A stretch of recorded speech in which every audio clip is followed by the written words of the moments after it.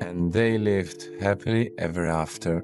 Mr. Andrea Bocelli? We have had a story, a song. In 1958, doctors told a pregnant woman her baby would be disabled. They urged her to end the pregnancy. She refused. Years later, that baby became the world's most famous blind tenor. But fame came with a price. In 2005, Andrea Bocelli drank wine at his Tuscan vineyard and ended up in the hospital believing he'd been poisoned. Authorities called it a hoax, yet the fear never left. Then, in 2020, his words during lockdown triggered something worse. Death threats so serious, he fled the country. A family Christmas dinner in 2023 that exposed wounds no one knew existed. This is the story they didn't show you. Andrea Bocelli came into the world on September 22, 1958, in a tiny place called La Sterza. It was a quiet rural area where life still moved slowly after the war, and money was always tight. His parents worked a family farm that stretched across 120 hectares. It produced wine, sold machinery, and demanded hard labor from everyone involved. Electricity was not something people could rely on every day. Most families survived by working the land, and the Bocellis were no different. Even as a child, Andrea was part of that rhythm. Harvests, long days, and shared meals were simply life. Before he was even born, his life was already being questioned. Doctors discovered he had congenital glaucoma and warned his mother that her baby would likely be blind. They urged her to end the pregnancy. Eddie refused. She trusted something deeper than fear. Years later, she would tell Andrea that it was the right choice, and those words stayed with him.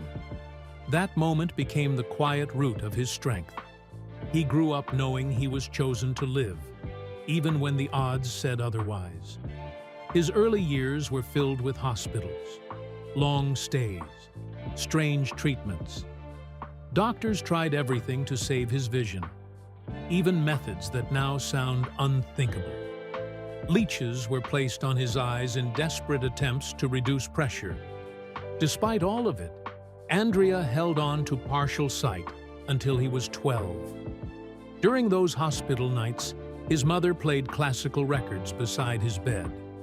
Music calmed him. It made the pain feel distant. Slowly, sound became his safe place. By the time he was 3, his vision was already failing enough to make simple things dangerous. Walking through vineyards was risky. Running was harder. But his hearing sharpened. He began copying bird calls, animal sounds, and melodies he heard around the house. Family gatherings were full of Tuscan folk songs, and those sounds sank deep into him. When his sight pulled him away from the outside world, his mind filled the space. He told stories to himself.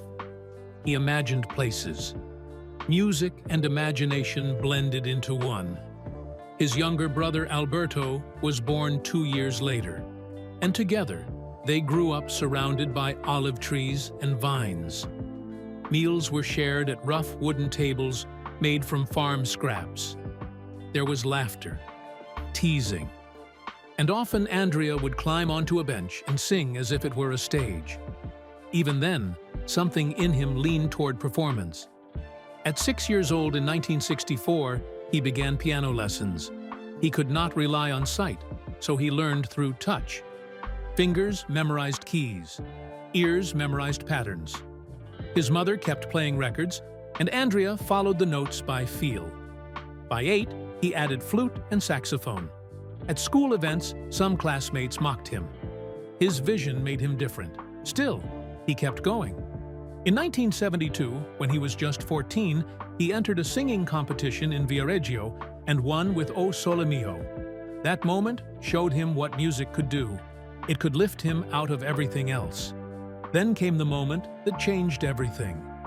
In 1970, during a soccer game, a ball struck his face with brutal force. The impact caused a brain hemorrhage. His remaining vision disappeared instantly. Doctors tried again. Nothing worked. At 12 years old, Andrea became completely blind. Darkness arrived all at once. He had to relearn the piano through touch alone. He learned Braille. Each step hurt, but music became brighter than ever. It was the only thing that still felt whole. School became harder. Some classmates bullied him. They laughed. They whispered. At night, when the house was quiet, Andrea sat at the family piano and composed simple melodies in secret. Those hours became his shelter. Pain turned into sound. Anger turned into notes. He learned to read music in Braille and kept mastering instruments. What began as survival slowly became purpose. In the 1970s, he attended secondary school near Pisa. He dictated essays, used Braille textbooks, fell in love with literature. Sometimes he skipped class just to wander the hills of Tuscany, memorizing poetry while wrestling with depression. In 1980, he enrolled at the University of Pisa to study law. He commuted by train and supported himself by tutoring other blind students. He worked harder than most, not to prove something to others, but to himself. In the early 1980s, he sang at piano bars at night. The places were rough. Smoke filled the air. Crowds were loud. Tips were small. He sang songs like My Way and used the money to survive and study. Those nights shaped his voice. They taught him how to hold a room, how to feel an audience. In 1987, he met Enrica Cenzati at one of those piano bars. She was 17. He was older. People talked, but she listened. She helped him read lyrics, describe the world he could not see.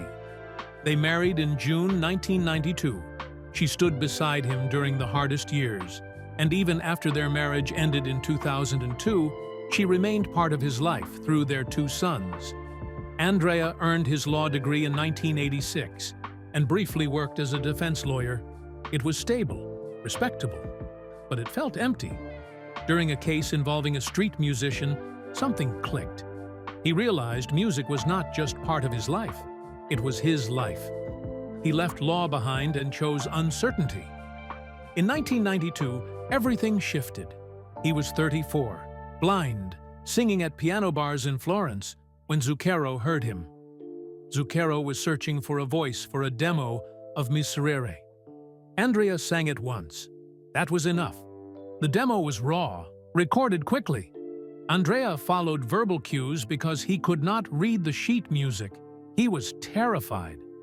Enrica read aloud words of praise meant for him, and he found the courage to continue. When the demo reached Luciano Pavarotti, the response stunned everyone. He said the singer was so good that he was no longer needed. Miserere exploded across Europe. Radio stations played it endlessly. Andrea moved from shadows into light. On December 11, 1993, he made his opera debut as Macduff in Macbeth at Teatro Verdi in Pisa. Nerves nearly broke him. He forgot his lines mid-performance. Instead of freezing, he leaned into his voice.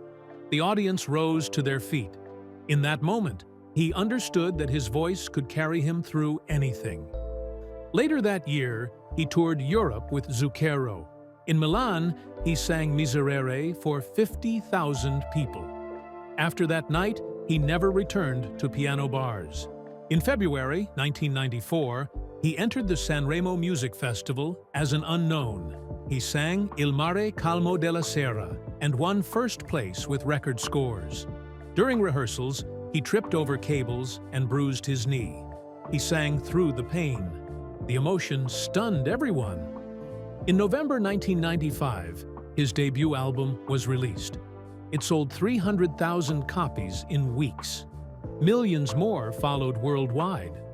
That same year, he performed at the White House. In 1996, he recorded Time to Say Goodbye with Sarah Brightman. The song broke records across Europe and sold over 12 million copies worldwide. A blind boy from rural Tuscany had changed music forever.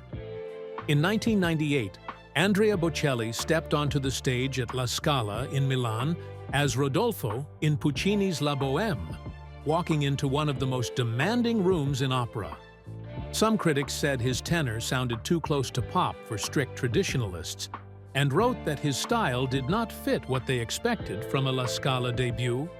Yet, while the reviews argued, the box office told a different story. Every performance sold out. The production brought in an estimated €2 million, which was a huge figure for an opera run at that time.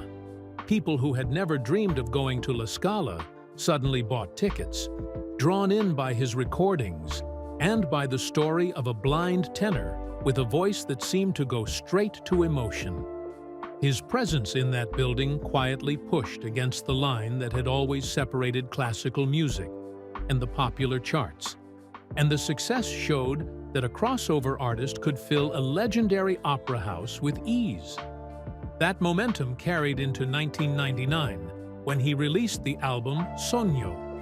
This record became a turning point in his career. It included The Prayer, the duet with Celine Dion that would follow him for years. The song earned him 2 Grammy nominations, one for Best New Artist and one for Best Pop Collaboration. The Best New Artist nomination shocked the industry because it was the first time in 38 years that a classical singer had appeared in that category. Sogno climbed to the top of the Billboard Classical chart and stayed there for 22 weeks in a row, which set a record for the genre. The Prayer won a Golden Globe and received an Academy Award nomination for Best Original Song. Through that one album and that one duet, Bocelli stepped far outside the classical world and into homes everywhere, and it became clear that he was no longer only an opera singer. He was now a true crossover star. As his fame grew, the resistance grew too. In 2000, he sang the title role in Werther at London's Covent Garden. This time, the backlash was harsh. Critics called the show inauthentic opera and accused him of watering down the art form to please mainstream audiences. Some even claimed that his blindness prevented him from responding to the visual language of the stage and limited his acting. Bocelli answered those attacks by saying that his lack of sight did not weaken his performances. It sharpened them. He insisted that blindness had trained his ear and his emotional instinct, and that he lived inside the music in a way that did not depend on what he could see. The dispute spilled into newspapers and television, and fans began arguing with critics about what opera should be. The storm around Werther exposed a deep split between those who wanted opera to stay locked in tradition and those who believed it needed to open its doors wider. While that debate echoed in theaters and reviews, he quietly prepared another kind of project. In 2002, he released Sacred Arias, an album partly recorded in the Vatican's Santa Maria sopra Minerva Basilica. The church had a natural echo that wrapped around his voice and gave the recordings a depth that no studio could copy. Sacred Arias went on to sell more than 5 million copies worldwide and became the best-selling classical album by a solo artist in history. It reached the top of classical charts in 20 countries and won the Brit Award for Album of the Year. Among its tracks were versions of pieces like Ave Maria recorded inside the historic chapel, and listeners could feel the space in the sound itself. With the Vatican's support and the album's huge reach, sacred music slipped out of church walls and into the hands of everyday listeners around the world.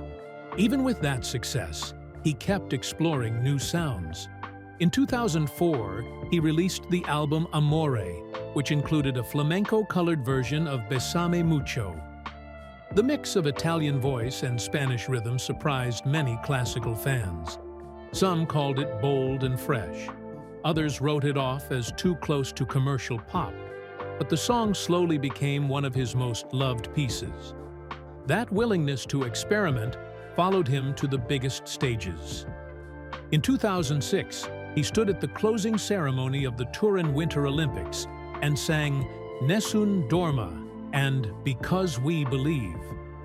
The show reached an estimated 3 billion viewers around the world, making it one of the largest audiences ever for a classical performance. In that moment, he was not only an Italian singer on a local stage, he was a symbol of Italian music in front of the entire planet. Behind these public moments, there was a strict private routine. Bocelli often says that an opera singer must care for the voice the way an athlete cares for the body before an important match.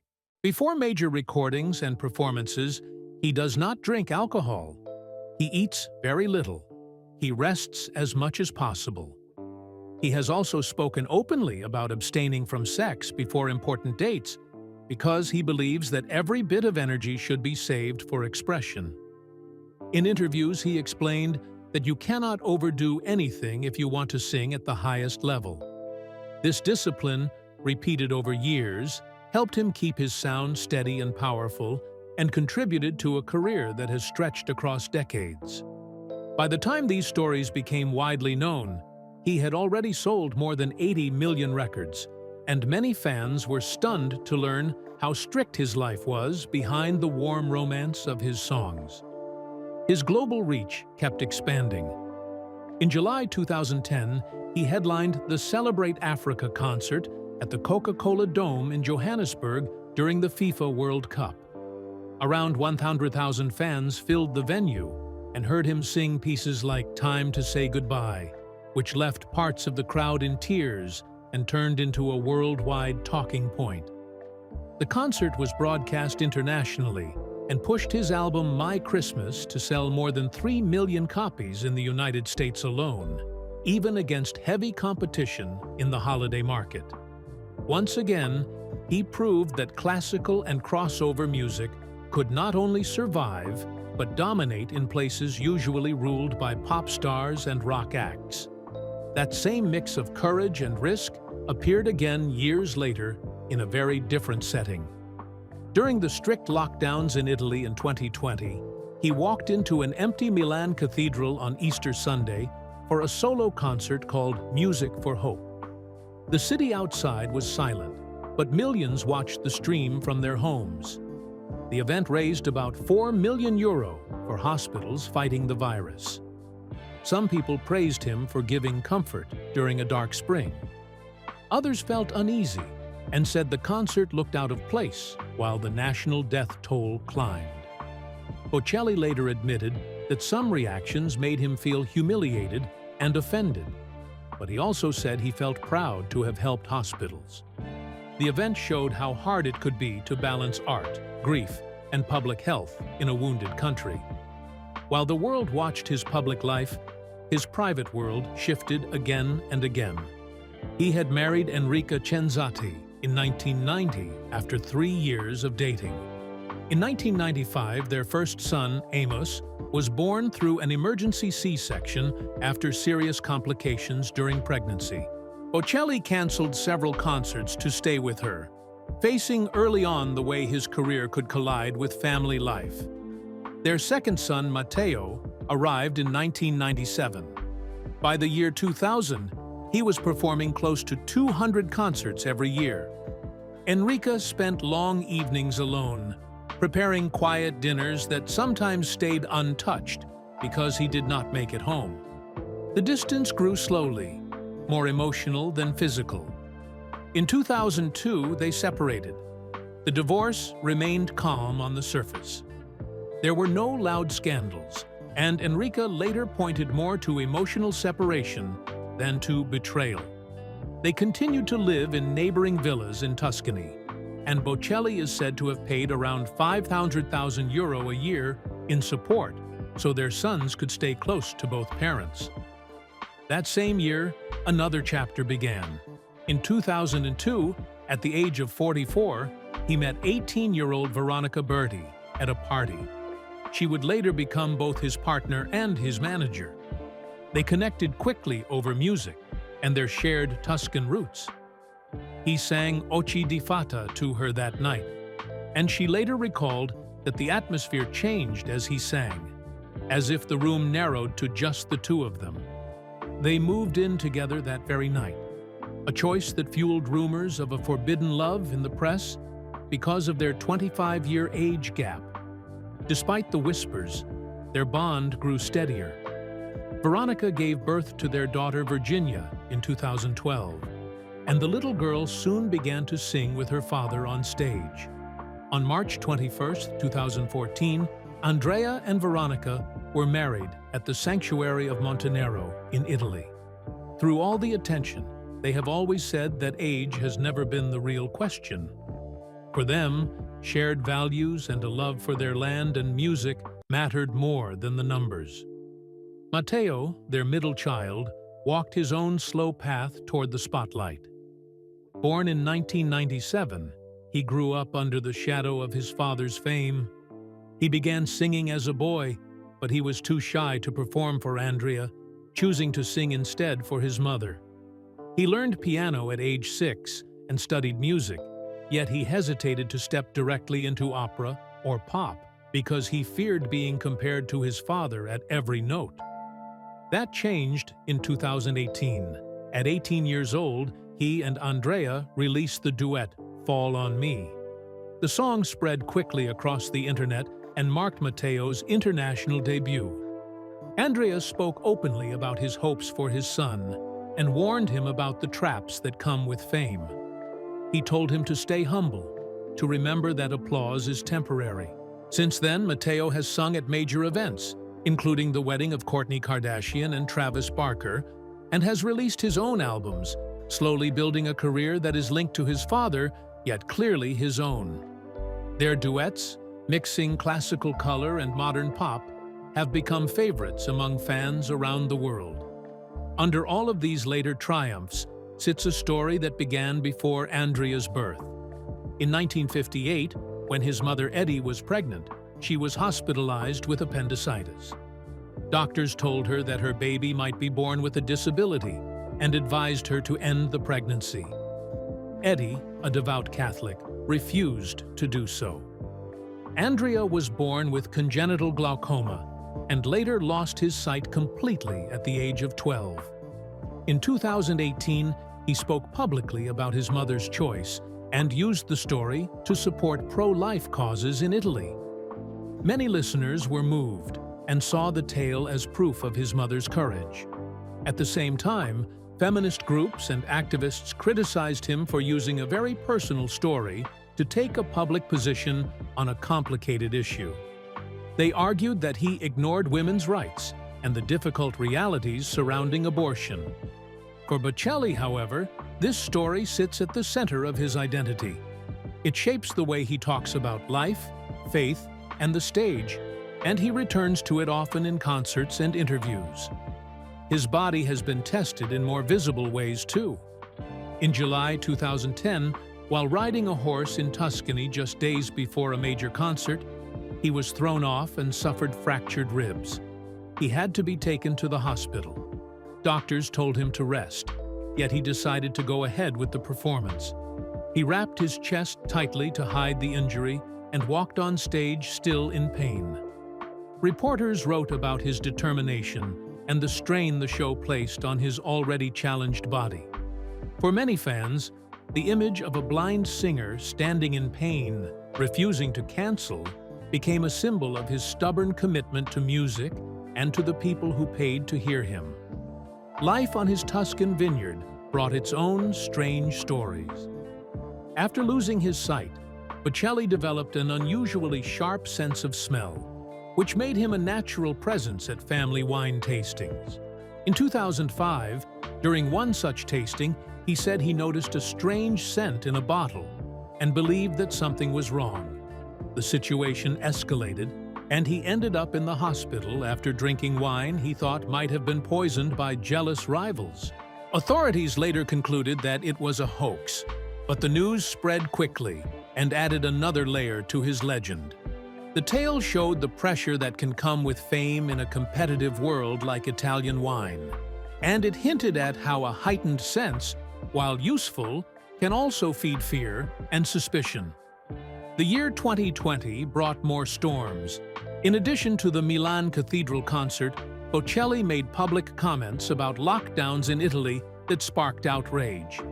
He spoke about personal freedom and suggested that strict rules were too heavy, which many people interpreted as a call to ignore health measures.